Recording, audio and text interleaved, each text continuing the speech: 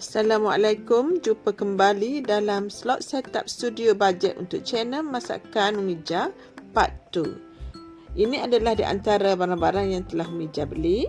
Pertama sekali Umija nak tampalkan wallpaper ni di plywood ni. Kita hendaklah ukur dahulu ya. Dan gunting besar sedikit daripada saiz plywood ni. Kemudian kita boleh tampal. Lekat betul-betul ya, dan kita gosok supaya tiada gelembung-gelembung udara, supaya kertas itu melekat elok ya pada plywood, pada papan tu, pada plywood tu dekat elok. Kemudian kita ukur pula, kena sambung ni sebab kertas tu dia pendek sikit, plywood tu panjang besar sikit daripada kertas. Kita kena sambung. Proses sambung ni tu kita kena cekap lah ya. Kita kena lebih berhati-hatilah supaya bila kita sambung tu tak nampak macam dia sambung.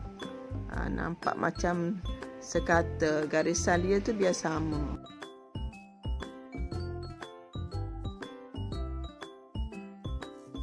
Kerja begini perlu kepada ketelitian ya.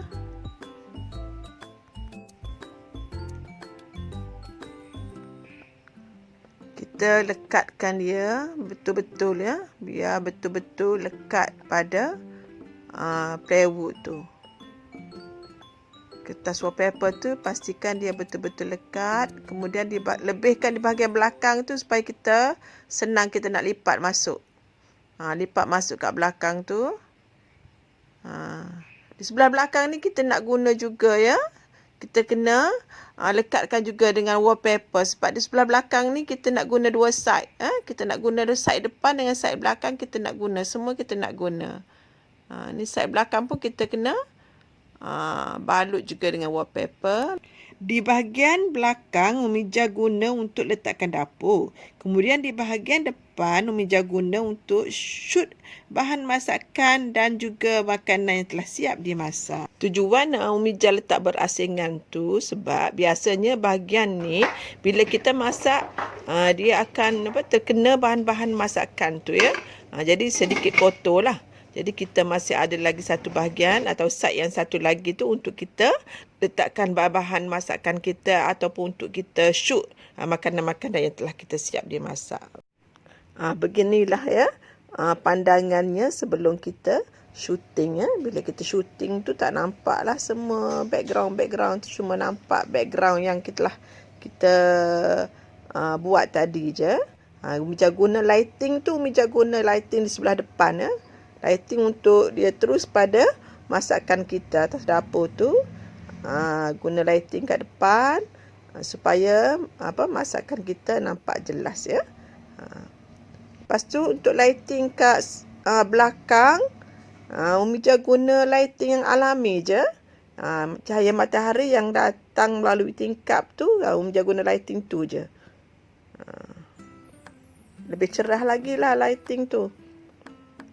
Ini adalah contoh Umija guna lighting alami ya.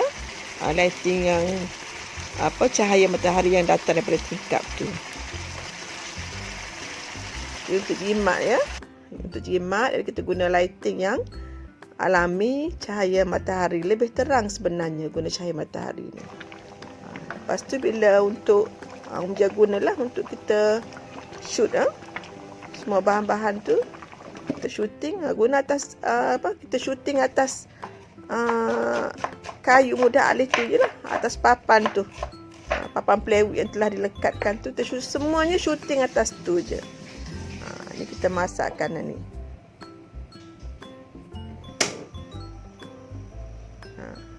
Ni Umija nak buat ikan singgang ni. Kita shoot, kita ambil lampu daripada atas ya. Daripada atas. Kemudian bila hasil yang telah siap tu, kita boleh letaklah dekat atas ni juga. Atas papan ni juga Umija letak. Semuanya atas ni je. Shoot semua atas ni. Semua kita shoot semua atas papan ni je. Jadi papan ni dia mudah alih lah. Kita nak letak, kalau tak ada cahaya, kalau tak ada cahaya lampu pun, kita boleh letak, ambil kayu ni, ambil papan ni, kita letakkan dekat tingkap. Bau pencahayaan dia tu bagus ya.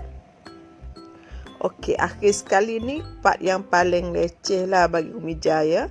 Sebab bila kita semua sudah kita lengkap untuk kita shoot masakan ni, akhir sekali kita mestilah kita kena simpan ya. Yang ni Umi Jah perlukan pada kesabaran lah.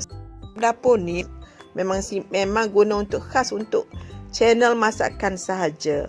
Jadi Umi Jah kena simpan lah tu plate tu, seramik tu Umi Jah letakkan di bawah dapur tu supaya tidak hangus ya. Papan kita tu tidak hangus. Umi Jah guna seramik tu lapik kat bawah dapur tu. Kemudian dapur ni Umi Jah simpan balik dalam kotak. Umi Jah lap dan simpan balik dalam kotak. Umi Jah tak guna dah. Umi Jah guna dia untuk khas untuk channel sahaja, channel masakan sahaja. Tapi kena perlu pada kesabaran lah, sebab memang bila kita sudah masak ni kita kena kemas-kemas tu, memang kena satu pengorbanan lah untuk buat sesuatu, untuk menghasilkan suatu video yang menarik tu bagi Umi Jah tidaklah satu perkara yang mudah ya. Kita perlukan kepada kesabaran. Ini pun Umi Jah tidak berapa pandai sangat tentang video-video ni, semuanya edit sendiri.